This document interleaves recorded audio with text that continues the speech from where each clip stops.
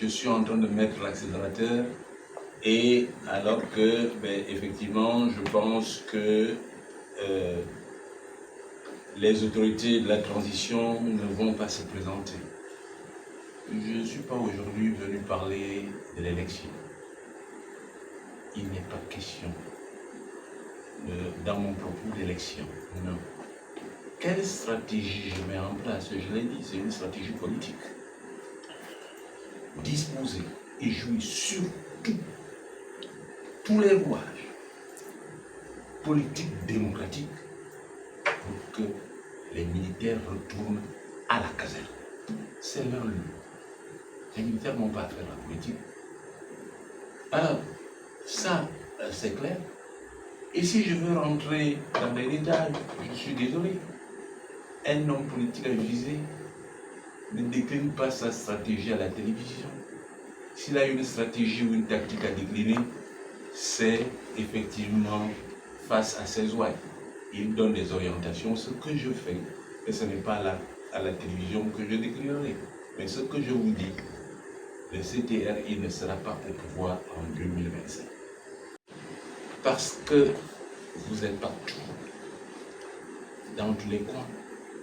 Vous voyez tout, vous comprenez tout. Fort heureusement pour vous, vous parlez peu. Vous parlez peu. Parce que si vous étiez donné de dire tout ce que vous savez, ce serait très très grave.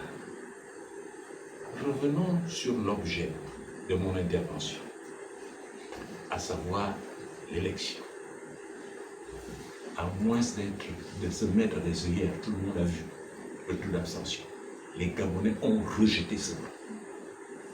Et généralement, ce qui se passe dans des pays normaux, c'est qu'à l'issue de cela, vous démissionnez. C'est ce qu'a fait le général de Gaulle en 1969. C'est ça la sanction du référendum. Dès qu'un référendum donne des résultats contraires, automatiquement on démissionne. Aujourd'hui, au Ligui, au regard des résultats que je viens de donner, devrait démissionner. Lui-même, il sait.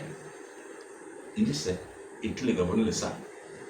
En dehors de sa petite caste de personnes qui sont des assoiffés d'argent et qui le nourrissent d'espoir, en dehors de ce casse-là, les vrais Gabonais, même ceux qui sont dans son camp, savent que la situation est grave. Je voudrais les interpeller pour dire que c'est notre pays qui est en train de couler. Une partie du Gabon ne va pas s'écouler, ne va pas couler au détriment d'une autre. Si une partie coule, tout le Gabon coule. Il ne faut pas que ceux qui encouragent Oligui aujourd'hui à aller dans le mauvais sens pensent qu'eux, ils pourront être sauvés. Loin s'en faut. Alors, peuple gabonais, réalisez son nom. On vous a dit que le oui a gagné, le oui n'a pas gagné. C'est le non qui a gagné. Le non a gagné en France, le non a gagné chez nous. Bien sûr, il y a eu un grand pourcentage de oui. Mais c'est cela aussi la démocratie. Accepter les autres.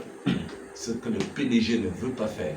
Et le CTRI, qui est à la suite du PDG, ne veut pas accepter, ne veut pas laisser vivre les autres.